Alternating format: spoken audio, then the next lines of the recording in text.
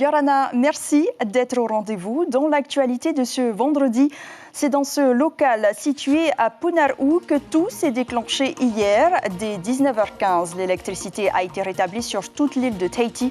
Mais nous sommes, comme qui dirait, en sursis, puisqu'un seul poste de secours existe. Pourquoi l'hélicoptère Dauphin n'a pas été déclenché pour évacuer le petit Hoané dimanche? Cette question était sur toutes les lèvres. Ce soir, nous vous expliquons qui détient le pouvoir en matière d'évacuation sanitaire en Polynésie. On en parle également avec notre invité Dominique Sorin, le haut-commissaire de la République. Tout est bon pour sensibiliser aux enjeux de la sécurité routière, les images choquent et l'émotion, bien sûr, mais aussi l'humour. Une stratégie encore très peu exploitée. Avec cette nouvelle campagne, le pays veut aussi et surtout toucher les jeunes conducteurs qui sont les plus touchés par la mortalité routière. Et nous irons à Moorea également dans ce journal. Les scientifiques d'Under the Pole ont séjourné 3 jours sous l'eau grâce à cette capsule. Une première en Polynésie, l'objectif étant d'observer le milieu corallien. La lumière fut après 4 heures de coupure d'électricité. La faute à un isolateur de la Société du transport d'énergie en Polynésie qui a surchauffé. Si tout est rétabli, le directeur d'exploitation d'EDT explique que nous sommes sur la phase de secours, mais il n'y a pas d'ultime secours. Raison pour laquelle les principaux acteurs de cette crise étaient à nouveau réunis à Papeete, Thierry Stemfler, Hiro Terorutua. Ce matin avait lieu une deuxième réunion de la cellule de crise, avec la confirmation officielle que c'est bien un poste source géré par la TEP qui a pris feu et se retrouve inutilisable pour une durée indéfinie.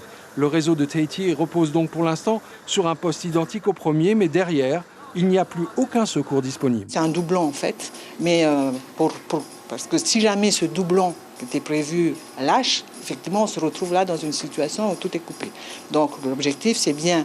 On a effectivement stabilisé sur cette seconde barre, donc de récupérer la capacité de la première barre, ce qui va impliquer donc un diagnostic, voir exactement et remettre en état. Les dirigeants de la TEP étaient présents à la réunion, mais prévenus clairement des demandes d'interview, ces dirigeants ont préféré s'éclipser très rapidement, fuyant les questions de la presse. De son côté, EDT rappelle que la responsabilité de la coupure d'hier ne lui incombe pas, mais a finalement accepté, elle, de communiquer en tant qu'exploitant. Est-ce que c'est de la responsabilité de DT ce qui s'est passé hier? L'origine du défaut est sur un poste du réseau de transport TEP. Est-ce que la TEP a communiqué avec vous parce qu'elle ne communique pas avec nous? Oui, parce que pendant les phases d'incident, il y a des équipes des deux entreprises sur le terrain. Est-ce que vous nous confirmez qu'on est en situation franchement dégradée? On est en situation où on n'a pas de secours. On est sur la phase secours, mais on n'a pas d'ultime secours. Donc il va falloir réparer rapidement pour reprendre une situation normale et les équipes de la TEP sont sur le sujet. Au-delà des responsabilités des uns et des autres, l'essentiel reste que les personnes vulnérables dans les hôpitaux ou en assistance respiratoire à domicile, par exemple, ont pu passer ces 4 heures de coupure sans dommage. Mais l'épisode aura marqué les esprits et rappelé la totale dépendance à l'électricité de l'ensemble des activités quotidiennes d'une île comme Tahiti. Nous allons parler avec notre invité. Le haut-commissaire de la République est avec nous. Bonsoir. Bonsoir. Merci d'avoir accepté notre invitation. Nous l'avons entendu dans ce reportage. Pour l'instant, c'est le dispositif de secours qui prend le relais. Mais dans le cas où il venait à tomber en panne, quelle serait la solution envisagée ? D'abord, il y a eu un incendie, comme cela a été dit, qui a été maîtrisé rapidement grâce aux équipes de secours d'ailleurs de la TEP et des sapeurs-pompiers qui sont intervenus. Il s'agissait de tout faire pour établir la distribution d'électricité. Ce qui est le cas, 4 heures après, ça a été le cas. Après s'être assuré d'abord que tous les points sensibles, stratégiques de l'île pouvaient fonctionner sur la base des groupes électrogènes, comme l'hôpital, enfin les cliniques, l'aéroport, le port. Donc ça, nous sommes revenus à cette situation normale. Mais bien sûr, il faut être vigilant parce que, comme cela a été dit, nous n'avons qu'un dispositif. Il y a 2 postes de distribution d'électricité à la TEP. Il y en a un qui est hors service et il y en a un qui est utilisé aujourd'hui. Donc il faut tout faire pour s'assurer que ce poste va pouvoir durer, va pouvoir fonctionner dans les jours, dans les semaines qui viennent, dans les meilleures conditions possibles. C'est ça le travail qui est fait dans l'attente que les réparations soient faites sur l'autre poste de distribution. Est-ce que l'on sait combien de temps cela prendra? Pour l'instant, non, on n'a pas suffisamment de recul par rapport à ce qui s'est passé hier, mais vraiment tout est... D'ailleurs, les réunions se sont tenues hier au soir et ce matin au commissariat pour s'assurer que l'ensemble des acteurs qui étaient autour de la table soient bien mobilisés pour apporter cette sécurité aux habitants de Tahiti, parce que sans électricité, cela a été dit aussi, c'est bien sûr difficile de pouvoir fonctionner au quotidien. Donc c'est stratégique et tout est fait, on est tous mobilisés pour cela. Alors justement, pourquoi avoir décidé de centraliser la communication? Est-ce que ce ne serait pas plutôt au pays de communiquer pour la TEP ou à EDT-NJ? Je crois qu'on a écouté la ministre du gouvernement du pays. C'est-à-dire que toute la communication à la suite de cet accident est venue du Haut-Commissariat. Mais parce qu'il y a des questions de sécurité qui se posent, qui relèvent du Haut-Commissariat, notamment c'est en matière de sécurité civile, et le Haut-Commissariat coordonne les mesures qui sont prises en liaison avec tous les partenaires, avec le pays. La ministre était là, elle s'est déplacée tout de suite pour cela, parce que c'est le Haut-Commissariat qui est doté des moyens de coordonner ces actions, mais chacun a sa responsabilité. Il n'y a pas une seule structure qui travaille, c'est un travail de partenariat, comme dans beaucoup de dossiers.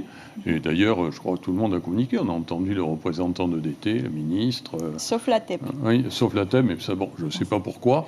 Mais tout le monde a communiqué. Je crois qu'il ne faut surtout pas poser la question de cette façon.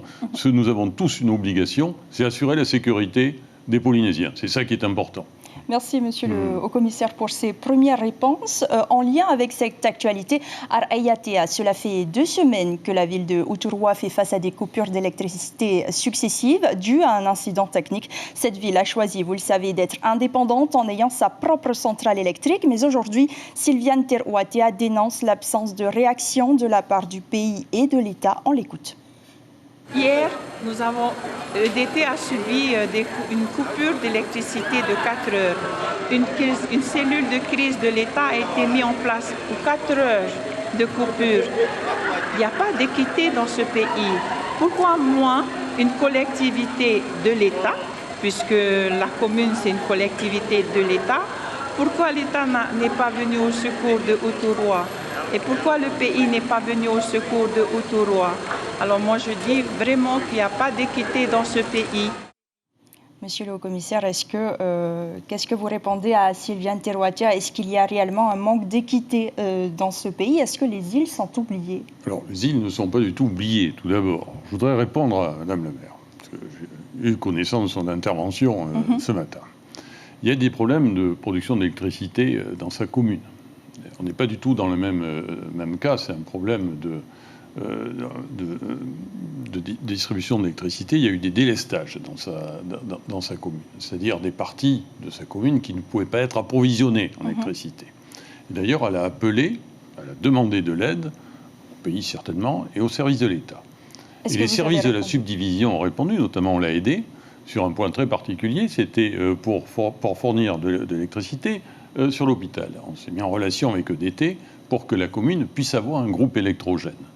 Et d'ailleurs, nous avons reçu une lettre ce matin de Madame la maire nous remerciant pour cette intervention. Donc, je ne dis pas qu'on a apporté des réponses totales sur tout ce sujet, mais on s'occupe de la même façon de l'ensemble des habitants de Polynésie. Qu'il s'agisse d'habitants qui sont à Tahiti ou qui seront dans l'atoll le plus éloigné du territoire. Donc on apportera cet appui et j'en parlerai à Madame la maire, avec elle. Merci. Nous poursuivons avec la prise en charge médicale dans les îles éloignées. 32 800 EVASAN inter-îles ont été réalisés pour un montant d'1,750 milliard de francs pacifiques en 2018. Après le décès du nourrisson à Uapau, des interrogations surgissent. Qui détient la compétence en matière d'évacuation sanitaire? Difficile de savoir quel est le rôle du pays et celui de l'État. Nous tâchons ce soir d'en savoir plus avec Caroline Fary et Tehaunui Vernoudon. En Polynésie, le pays est compétent en matière d'évacuation sanitaire. L'État n'intervient qu'en dernier recours. Sur les 600 EVASAN effectués chaque année, 80 à 100 sont opérés avec les moyens de la Marine nationale. En cas d'urgence médicale dans les îles éloignées, c'est d'abord le SAMU, coordonnateur des opérations, qui décide des moyens à mettre en œuvre. Des moyens avant tout privés, tels que ceux de la compagnie Air Archipel. Mais si la compagnie n'est pas disponible ou ne peut pas intervenir sur les îles trop isolées, on fait alors appel à l'État au travers de la Marine nationale. En l'occurrence, une flotte composée des avions CASA, des hélicoptères Dauphin et des Falcon Guardian. Une situation unique pour un territoire grand comme l'Europe. Les services de l'État enregistrent cette année plus d'une centaine de missions, dont 72 EVASAN. Monsieur le commissaire, suite à ce malheureux événement survenu aux Marquises, les services de l'État ont été beaucoup critiqués. On a bien compris que les évacuations sanitaires étaient donc de la compétence du pays. Mais comment réduire cette fracture sociale quand l'égalité réelle est un discours martelé par le pouvoir central ? Oui, l'égalité réelle est plus qu'un discours, ça doit être une réalité, c'est le terme. Et on ne peut qu'être choqué, touché par le décès d'un bébé ou tout autre problème qui pourrait intervenir de ce type. Alors ici, en Polynésie, cela a été très bien dit d'ailleurs dans ce reportage, la compétence en matière d'évacuation sanitaire est celle du pays. Alors, vous citez le chiffre 35 000, c'est du transport sanitaire. Les évacuations sanitaires, j'insiste sur ce chiffre, ça représente à peu près 600, c'est-à-dire lorsqu'il y a vraiment des problèmes de santé urgents à traiter. Et cela se fait, ces évacuations se font généralement vers des îles, vers l'hôpital de Tahiti, au moyen d'avions civils. C'est les avions d'Air Archipel, dans la plupart des cas, sont des Beechcraft, qui permettent de faire ces évacuations. Et on fait appel aux moyens de l'État lorsqu'il y a des difficultés pour mobiliser ces avions. Lorsqu'il y a des pistes, par exemple, ou lorsqu'il y a une évacuation à faire de nuit sur des pistes qui sont un peu plus difficiles à pratiquer. Donc on utilise les moyens de la marine, de l'aéronavale. Donc en fait, là, c'est les moyens du Pacifique qui ont été décrits, mais il y a 2 hélicoptères Dauphin, il y a deux gardiens qui sont toujours mobilisés en permanence, et 2 avions de transport dits CASA. Donc on les mobilise, ça représente à peu près 70-80 évacuations qui sont faites par les moyens d'État. C'est ça la répartition. Alors je crois que tout ce système peut être perfectible, bien évidemment. Il y a des attentes. Je suis allé aux Marquises il n'y a pas très longtemps. On a beaucoup parlé, j'ai parlé avec les élus, beaucoup parlé de ces problèmes d'évacuation sanitaire. Le président Fritsch a décidé de faire une petite commission d'enquête sur ce sujet. Ça, je crois que c'est nécessaire. Et nous participerons d'ailleurs à ces discussions. L'État participera à ces discussions. Je vais avoir bientôt des contacts avec les représentants de l'Assemblée de Polynésie pour voir comment améliorer cette situation. Mais d'ailleurs, je tiens à dire une chose quand même en complément, c'est que même si on avait envoyé un hélicoptère Dauphin, comme cela a été dit, l'hélicoptère Dauphin, il faut 8 heures pour aller C'est expliqué. Mais est-ce que la prise en charge des urgences ne devrait pas être une priorité de service public de santé financée au titre de la continuité territoriale, comme c'est le cas en métropole ? Oui.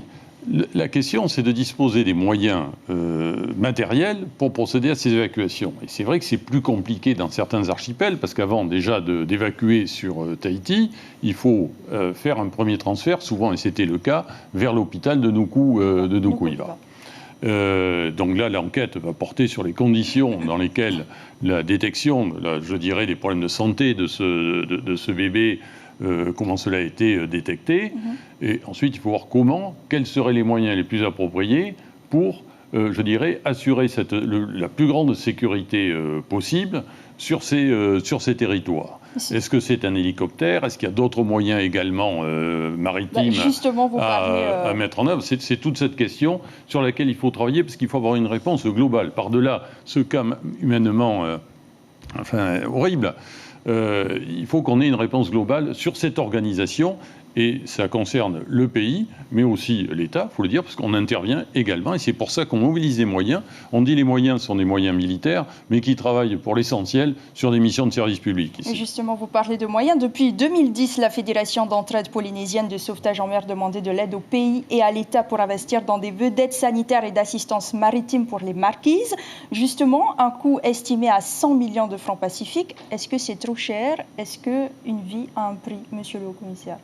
Oui, on ne peut pas parler du prix d'une vie. Ceci dit, on a des moyens matériels à mobiliser. Il y a des choix, quand je parlais de réponse globale, justement, sur les marquises ou ailleurs, sur d'autres parties de notre territoire, il s'agit d'étudier quelle doit être l'organisation de ces moyens. Par exemple, prenons le cas toujours des marquises, il y a le groupe des îles du Nord, le groupe des îles du Sud, il y a une navette administrative qui existe dans les îles du Sud. Le pays travaille aussi sur la question d'une navette sur les îles du Nord. Il y a la question de l'hélicoptère, il y a aussi la question du sauvetage en mer, parce que lorsqu'on parle d'un moyen, le projet auquel vous faites allusion a beaucoup évolué au cours des derniers mois. Il est parti d'une navette, je dirais, de transport de personnes malades ou blessées vers une vedette de sauvetage style ce qu'on appelle SNSM, comme en métropole, soutien de sauvetage en mer. Ce sont des vedettes tout temps qui peuvent aller récupérer des personnes en difficulté en mer. Donc on a à la fois la question des évacuations sanitaires et celle du sauvetage en mer. Il ne faut pas tout mélanger. Il faut qu'on ait une étude très précise sur ces sujets. Et c'est un travail qui se fait régulièrement d'ailleurs. Il y a des échanges très réguliers sur ces sujets parce qu'on est confronté quotidiennement à des problèmes de ce type. Quand il faut décider d'envoyer un dauphin pour procéder à des évacuations, à un sauvetage, quand il s'agit d'envoyer un gardien pour évacuer une personne, ce sont des questions qu'on se pose quasiment au quotidien. Vous l'avez dit, c'est 110, 115 à peu près interventions de sauvetage pour l'État par an. Nous attendrons donc la fin de la commission d'enquête administrative lancée par le pays. Nous en venons à présent au sujet de la sécurité routière. Pour sensibiliser un maximum de jeunes conducteurs, le gouvernement lance une campagne dans laquelle ils pourraient se reconnaître. Des courts-métrages sur un temps volontairement décalé vont être diffusés. Objectif, réduire le nombre de morts sur les routes. Mario Leroy, Hubert Yao. Tu connais pas le passage piéton, trottoir et compagnie? Tu sais quoi? Je vais t'aider. De l'humour pour parler de choses sérieuses. Trop de morts, trop de jeunes accidentés sur nos routes cette année. Le gouvernement entend à travers ces nouveaux spots toucher directement la jeunesse. On a recentré sur des séries où les jeunes, d'après nos statistiques, vont plus facilement. Et donc c'est à travers ces acteurs d'aujourd'hui que nous estimons pouvoir faire passer plus facilement des messages qui correspondent à la sécurité. Reprenant le code des vidéos Internet ou surfant sur les succès des séries télévisées, ces mini-séries et ces blagues seront dans un premier temps diffusées en télévision avant d'être déclinées sur tous les nouveaux supports vidéo. Le temps léger n'empêche pas le sérieux du message. On a composé ensemble les scénarios et puis on s'est rendu compte que le message passait petit à petit. Et à l'inverse d'une image choquante, l'image choquante elle marque dans le temps. Et vu qu'on est dans une génération de divertissement, le public visé va courir vers le divertissement. Peu importe, moi, même si j'ai des images choquantes, ça ne m'empêche pas de faire le fou sur la route. Le principal public trouve le concept intéressant. Ça fait réfléchir à tout le monde, en fait, mais d'une façon différente. Ça nous marque plus l'esprit en rigolant plutôt qu'en prenant tout ça au sérieux. Parce que, après, ça dépend, mais... Moi, je dirais non, parce que déjà, l'humour, ça fait rire. Et d'un côté, tu n'as pas vraiment envie d'y croire. Tu penses que c'est pour blaguer, mais après, d'un autre côté, ça te fait quand même réfléchir. Et on parlera sécurité routière. À cette date, le sinistre des comptes des victimes de la route affiche déjà 3 morts de plus que l'an passé. Monsieur le commissaire, la sécurité routière est le véritable cheval de bataille des autorités. Le ministère de l'Équipement lance donc une nouvelle campagne de prévention basée sur l'humour. Le commissariat avait misé sur des messages chocs en novembre 2018. Cela n'a pas payé puisque le bilan est toujours négatif. Qu'est-ce qui fonctionnera le mieux selon vous? Alors, il n'y a pas de remède, je dirais, solution miracle. Il faut d'abord qu'on soit tous mobilisés en la matière. On l'a dit, le pays, les communes, l'État, les associations, il faut tous se mobiliser. Alors, il y a quand même des résultats, parce que le bilan est un peu nuancé. C'est-à-dire qu'il y a beaucoup moins d'accidents et beaucoup moins de blessés. Il y a 34% de moins d'accidents et de blessés. Là, on est sur 92 accidents depuis le début de l'année. Par rapport à la même période de l'année dernière, il y en avait à peu près un peu plus de 130. 27 morts. Oui, toujours. donc et le blessé, c'est la même chose. Il y a 34% de blessés en moins. Par contre, le nombre de tués continue à augmenter. Et ça continue à augmenter parmi les jeunes. En 2018, il y a eu la moitié, sur 36 tués, il y a eu 18 accidents de roue qui impliquaient pour l'essentiel des mineurs. Et on retrouve toujours les mêmes problèmes de comportement en la matière. C'est des problèmes de conduite en ayant consommé de l'alcool. Ça, c'est un problème très, très, très net. Puis c'est aussi des problèmes de comportement sur la route. La route, c'est un espace partagé où tout le monde doit respecter l'autre, où on doit pouvoir circuler en sécurité. Donc il faut continuer à faire passer ces messages de sécurité. On l'a fait notamment au travers des journées de la sécurité intérieure, où on a fait venir beaucoup de jeunes. Alors ce n'est pas une fois dans l'année. Cette action auprès des jeunes, le pays le fait, les services de l'État le font également. C'est tout au long de l'année que cela doit être réalisé. Parce que passer par les jeunes, c'est un bon moyen aussi d'influer sur cela a été beaucoup dit, mais d'influer sur les parents. Si on dit « papa, maman, fais attention, il faut boucler la ceinture », parce que souvent c'est ça les morts. Je parlais de l'alcool, mais c'est aussi ne pas boucler sa ceinture à l'arrière, c'est transporter un jeune enfant sur un scooter en troisième passager devant. Ce sont des comportements à risque. Et ça, il faut en prendre conscience. C'est très difficile en Polynésie ou ailleurs. D'ailleurs, c'est un problème de comportement quotidien sur lequel il faut pouvoir faire pression, pour faire comprendre. Alors que ça soit l'humour, que ça soit la dramatisation de l'accident, je crois qu'il faut utiliser tous les moyens. C'est le message qui est important. Oui, c'est le message. Merci. Au chapitre judiciaire, nous allons revenir avec vous. Juste après ces images, les 6 individus, dont une femme interpellée hier, ont été présentés au juge des libertés et de la détention cet après-midi. Comme l'ont dévoilé nos confrères de Tahiti Info, ces arrestations font suite à une enquête préliminaire menée par la brigade de recherche de FAA depuis le mois d'avril dans le cadre d'un trafic d'ice. Au cours des perquisitions menées, les enquêteurs ont trouvé 15 millions de francs, dont la plus grosse partie était enterrée dans un jardin à Auréa, mais également 4 armes et 50 grammes d'ice. Ils seront jugés en comparution immédiate lundi. Monsieur le haut-commissaire, un mot sur cette nouvelle interpellation. 6 individus arrêtés, 15 millions de francs saisis avec 4 armes. Nouvelle preuve que des armes à feu circulent en Polynésie. Est-ce qu'il ne faudrait pas renforcer la législation en vigueur, selon vous ? Ça, là aussi, il faut utiliser tous les moyens possibles. D'abord, on voit le travail qui est mené par les services de la gendarmerie ou de la police d'ailleurs en matière de trafic d'ice, parce que ça doit être aussi une de nos préoccupations majeures. C'est une des priorités. On parlait de sécurité routière, mais la lutte contre le trafic d'ice, c'est une priorité, parce que ça mine notre jeunesse, cette drogue, ça crée des dysfonctionnements très importants dans notre société, dans notre environnement, et il faut lutter résolument. Et il y a eu au mois de septembre 5,5 kg d'ice qui avait été également saisi. Donc ce travail continue, parce que cette consommation, ce trafic prend de plus en plus d'importance en provenance des États-Unis. Donc il faut... Alors, il y a quand même eu, en 2018, lorsqu'on regarde le bilan, il y a eu 32 affaires qui ont été judiciarisées, je crois, pour à peu près 120 personnes mises en examen ou d'ores et déjà condamnées. Donc, il y a une réponse judiciaire qui est apportée en la matière, parce qu'il doit y avoir aussi des sanctions. Bien sûr, pour les trafiquants, il faut être sans pitié, je dois dire, en la matière. Mais il y a aussi un travail de prévention qu'il faut mener. Je voudrais insister sur ce volet. J'aurai l'occasion aussi, dans le courant du mois d'octobre, avec le président du pays, avec le procureur général aussi, de travailler sur ces sujets pour voir comment, en matière de prévention, avec les associations, avec les collectivités, on peut aussi fournir un appui pour essayer de dissuader des jeunes, parce que notre public cible doit être la jeunesse, pour éviter qu'ils ne tombent dans cette consommation de drogue. Donc les moyens de l'État, là aussi, sont mobilisés, mais c'est un travail aussi en partenariat. Vous m'entendez ce soir beaucoup parler de travail en partenariat dans les différents sujets que nous avons évoqués, parce que c'est une nécessité. Les Polynésiens, ils ont besoin d'une réponse coordonnée, concertée, entre les différentes autorités publiques.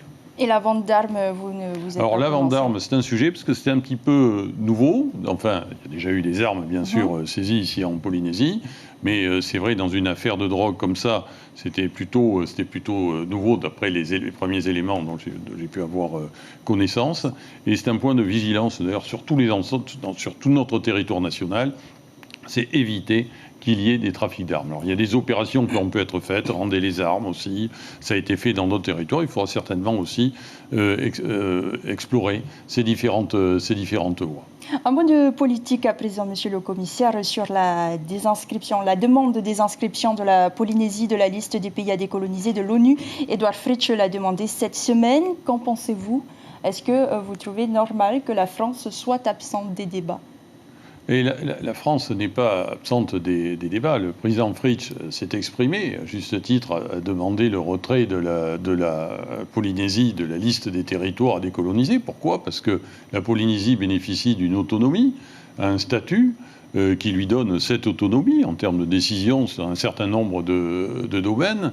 Et les Polynésiens se sont exprimés lors de différents votes pour, reconnaissant toute la pertinence de et la réalité de ce statut. Donc la Polynésie majorité. se suffit à elle-même à l'ONU? Non, elle ne se suffit pas à elle-même, parce que la France mène une action en la matière sur ce sujet, mais la France ne reconnaît pas non plus le vote tel qu'il a été fait inscrivant la Polynésie sur la liste des territoires décolonisés, parce qu'il n'y a pas eu...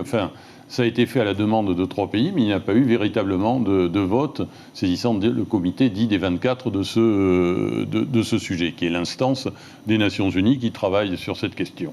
Donc les choses sont claires pour la France. La Polynésie n'a pas à être sur la liste des territoires à décoloniser. Merci beaucoup, monsieur le haut-commissaire, d'avoir accepté notre invitation ce soir. On parle tourisme avec ce nouveau moyen de transport pour les visiteurs, les tuk-tuk. Ces drôles de véhicules, jusqu'ici réservés aux rues de Bangkok ou d'Hanoï, ont débarqué à Papeete il y a peu. Est-ce une meilleure façon de visiter la capitale sans être coincé dans la circulation? Élément de réponse avec Ismaël Tahiata et Hubert Liao. On se croirait en Thaïlande, au royaume des tuk-tuk motorisés. Mais ici, à Papeete, ce sont des tuk-tuk à assistance électrique. On peut aisément rouler plus longtemps et sans effort. On a pas mal de réservations sur 1 heure, 2 heures, 3 heures parce qu'ils veulent faire leur shopping.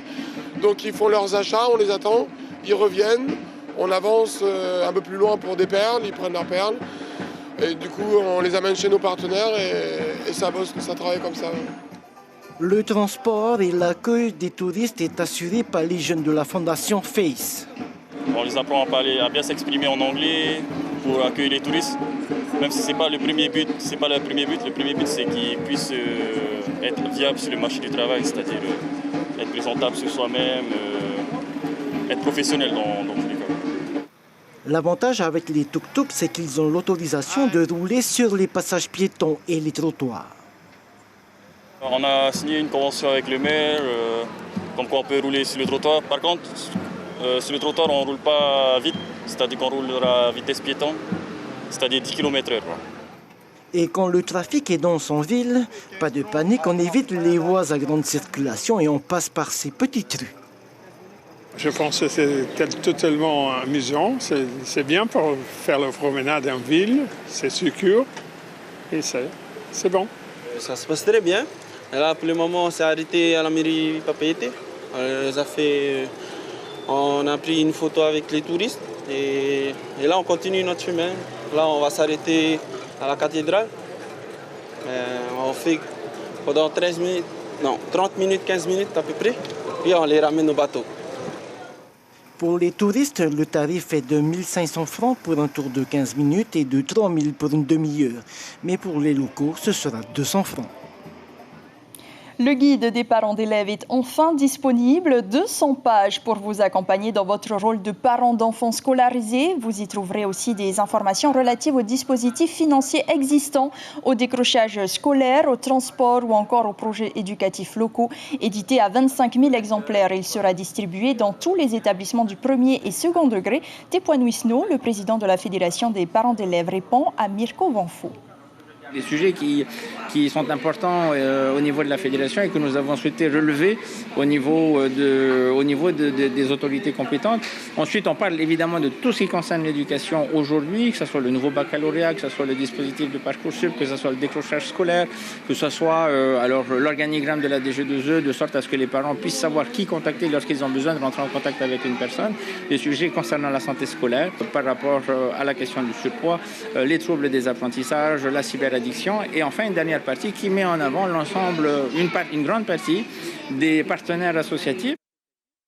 Ce guide sera également téléchargeable sur le site de la FAP. La deuxième édition est déjà en préparation. Un mot de sport. En cette période de cross scolaire, les écoles de Nukuhiva ont effectué le leur. 250 élèves des écoles primaires de Nukuhiva ont foulé ce terrain de football situé à Te'ohae. Les plus petits ont effectué un parcours de 250 mètres entre 1850 et 2150 pour les classes de CM2. Les parents ont également prêté main forte aux équipes éducatives pour encadrer cet événement et encourager leur progéniture. Meama Tamar'i, une élève de CM1, nous donne son avis au micro de Marie Curva. Ce qui était dur, c'est la montée. Quand on montait, il fallait un peu sprinter. Donc quand on sprintait, moi quand j'ai sprinté, j'ai pas voulu trop sprinter pour pas m'évanouir. C'est pour ça que j'ai pu arriver un peu en avance, mais c'est aussi la montée qui fatigue beaucoup. Je vous emmène à Moorea maintenant, où l'on va s'immerger au large de Popo grâce à cette capsule. L'expédition Under the Pole 3 vient de franchir un cap important en permettant un premier séjour de 3 jours sous l'eau avec pour objectif d'observer les fonds marins. Le reportage de James O. C'est un moment important de l'expédition, l'immersion par 20 mètres de fond de la capsule à l'extérieur de la barrière de corail de Moorea. Une manœuvre délicate réalisée tout en douceur par l'équipe de scientifiques dont l'objectif est d'observer le milieu corallien libéré des contraintes liées au palier de décompression. On l'a voulu, on l'a construite et on y vit sous la mer dans la capsule. C'est dingue. Il est comment prêt parce que là, 1, on commence à y avoir du CO2 et 2, on peut vraiment réussir à se taper des paliers, tu vois. L'expédition Under the Pole 3 a débuté l'an dernier à 18 000 km, à Concarneau, en Bretagne. Parmi les scientifiques, l'ingénieur californien Scott Cameron, présent lui aussi à Moorea. Ce projet, on est vraiment parti de zéro à Concarneau avec notre équipe d'ingénieurs. Et ce qui est super, c'est qu'en ce moment avec nous, on a Scott Cameron, l'ingénieur qui vit en Californie, qui est venu en France pendant 4 mois pour dessiner et designer la capsule. Et il est avec nous en ce moment. The main challenge was the attachment points from the ballast to the capsule because that's where all of the force is. And that 4,000 kilograms, it needs to be held down, with double safety factor at least. La capsule est ensuite vidée de son air pour la remplir d'hélium et d'oxygène appelé Heliox, un mélange 7 fois plus léger que l'air mais surtout plus sûr pour les plongeurs. Les navettes apportent ensuite tout l'équipement électronique nécessaire à un séjour prolongé et au système de communication. Au bout de 24 heures, 48 heures, 3 jours, il faut remonter les plongeurs. Et les plongeurs, ils sont saturés en hélium. Et là, on a des tables de décompression qui sont 2 fois plus rapides qu'à l'air. Et en tout cas, beaucoup plus sûres, puisqu'on n'a jamais observé d'accident de décompression pour des remontées de 20 mètres au mélange hélium-oxygène. Du 25 au 28 septembre dernier, pour la première fois, 3 plongeurs ont séjourné 72 heures dans la capsule. 3 jours et 3 nuits, presque coupés du monde. Voilà qui clôt cette édition. Avant de la refermer, je vous en rappelle la principale information. L'ensemble des foyers de Tahiti ont été réapprovisionnés en électricité après 4 heures de coupure. La faute à un isolateur de la TEP qui a pris feu. Si tout est rétabli depuis hier 19h15, grâce à un dispositif de secours, nous ne sommes pas à l'abri d'un nouveau blackout dans le cas où ce dernier venait à lâcher, comme vous avez pu l'entendre dans ce journal. Merci de nous rester fidèles. L'information revient demain matin en radio dès 6h30 avec Abinirate Matahutwa et Miritu Matariri. À suivre sur votre antenne, votre émission locale de la mode, Behind Fashion, suivie de Veipehe. On se quitte en musique avec le groupe Manuhau qui était en direct depuis Ayatea grâce à Polynésie, la première radio décentralisée sur l'île sacrée. Très belle nuit, portez-vous bien. À demain, 19h.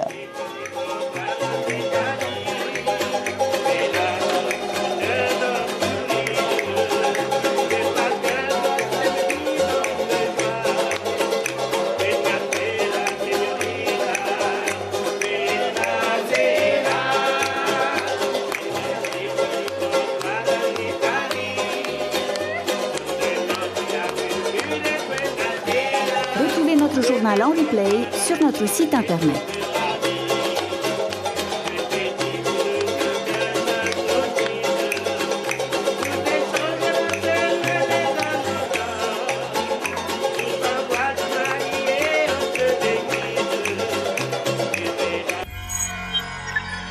Retrouvez ce programme en replay sur notre site internet.